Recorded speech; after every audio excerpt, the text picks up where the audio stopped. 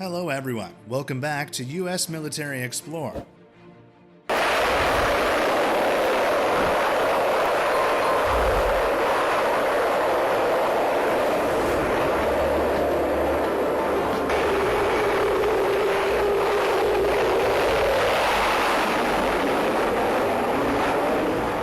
The sleek and sinister SR-71 Blackbird looks like it belongs in a science fiction movie. Though in fact, the jet black spy plane proved far more successful at outrunning enemy missiles than any of the spaceships depicted in Star Wars. Though retired in the 1990s in favor of spy satellites and recon drones, it doesn't look like any modern designs are likely to challenge the Blackbird's record as the fastest manned aircraft ever. Stealthy speedster. As Cold War tensions heightened during the 1950s, the CIA began flying the U-2 spy plane to keep tabs on the Soviet Union's fast-expanding nuclear weapons capabilities. Ungainly and relatively slow-moving, the U-2 relied upon its ability to fly at extreme high altitudes to avoid enemy fighters and early surface-to-air missiles. The intelligence provided by U-2s in 1962 uncovered the Soviet nuclear missiles deployed to Cuba, leading to the dramatic events of the Cuban Missile Crisis. But the U-2s also provided diplomatic incidents because they simply couldn't fly high enough to avoid Russian missiles' SA-2 surface-to-air missiles. A U-2 was shot down in 1960 and its pilot, Gary Powers, captured, triggering an embarrassing diplomatic row.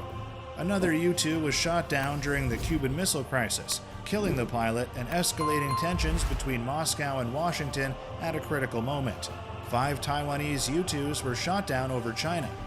American engineers realized altitude was no longer an adequate defense, and in 1957 began working on a plane for the CIA that they hoped Soviet radars would be unable to detect, and that could only outrun any missiles fired at it. The Lockheed Skunk Works factory ultimately developed the A-12, codenamed Archangel. The prototype was first tested in Area 51 in 1962, and in the end, 15 A-2s were produced.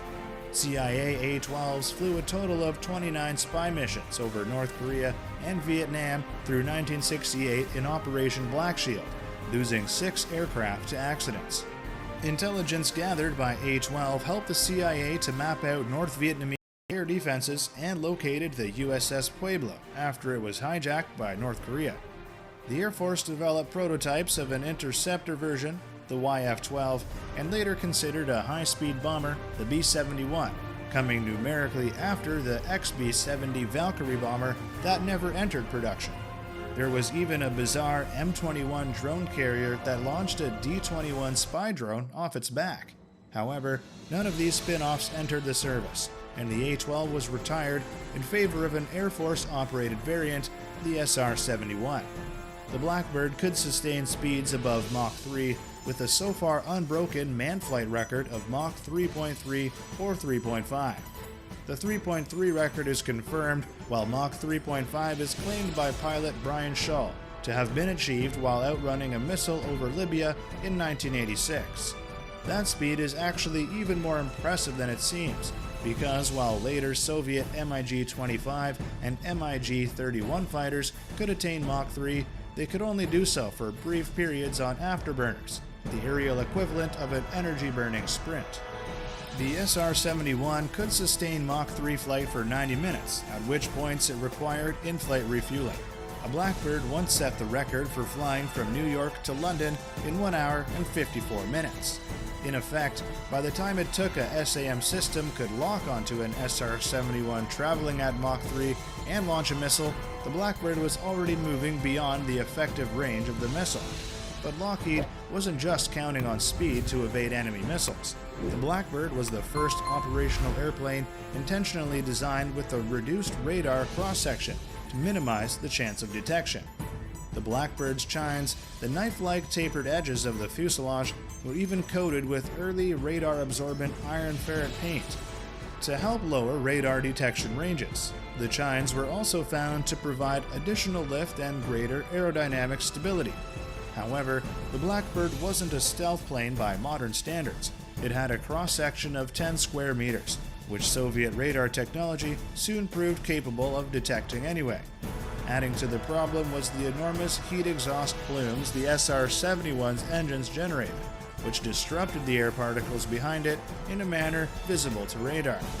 Fortunately, the Blackbird also mounted a radar jammer and other electronic countermeasures for confusing enemy missiles.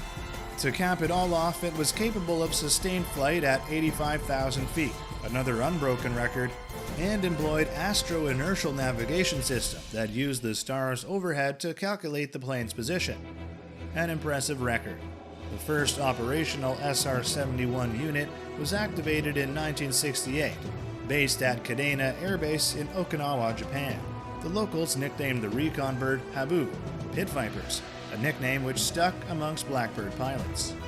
They went on to fly numerous reconnaissance missions over Vietnam, and while the plane performed well, it seems those who would want to take the plane down as the ultimate trophy were catching up. American pilots soon discovered that the Blackbird's reduced radar cross-section wasn't an effective defense by itself. Russian-made radars were powerful enough to track the Habu and launch missiles. However, they learned that the SR-71's speed did work as a defense. Around 800 missiles were fired at Blackbirds over Vietnam alone, but not a single one was lost to enemy fire, though one CIA A-12 did take a piece of shrapnel from an SA-2 missile that exploded 100 meters away. Blackbirds went on to fly over 3,551 reconnaissance missions over the next 30 years, flying over the Middle East, North America, Europe, and Asia. 11 SR-71s were lost in accidents, though all but one pilot survived. No one was lost in hostile fire.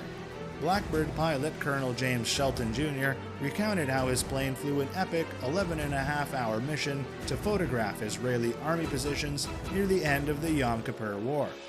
Along the way, he overflew Egyptian airspace and was tracked by multiple radar sites and interceptors, but none of them could keep up. The photos he took later established that Israeli troops were further in Egyptian territory than they had admitted, leading the U.S. to successfully pressure Israel into withdrawing its forces. Blackbirds also flew recon missions off the Russian coast, though not over Russia itself, evading all of the Mach 3 MiG-25 fighters sent after them. Soviet defector Viktor Belenko wrote in his biography, MiG Pilot, "They taunted and toyed with the MiG-25 sent up to intercept them, scooting up to altitudes the Soviet planes could not reach, and circling leisurely above them or dashing off at speeds the Russians could not match." Yet the Blackbird had shortcomings. It was expensive to operate, costing more than $100,000 per hour flown, according to one estimate.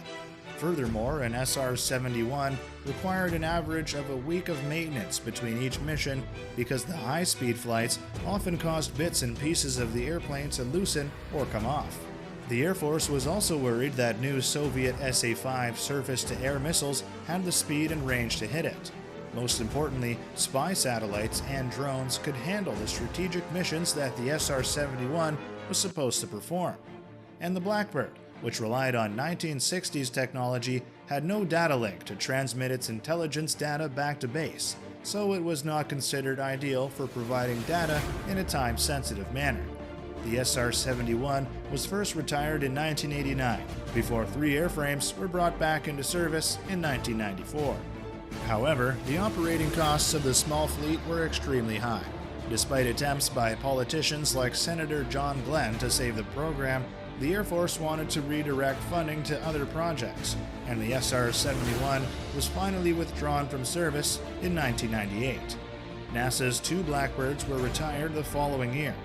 For years, there were rumors of an even faster spy plane, the Aurora, but its existence seems unlikely at this point. Rather, the Pentagon relies on drones and satellites if it needs to cast an eye on a well-defended location.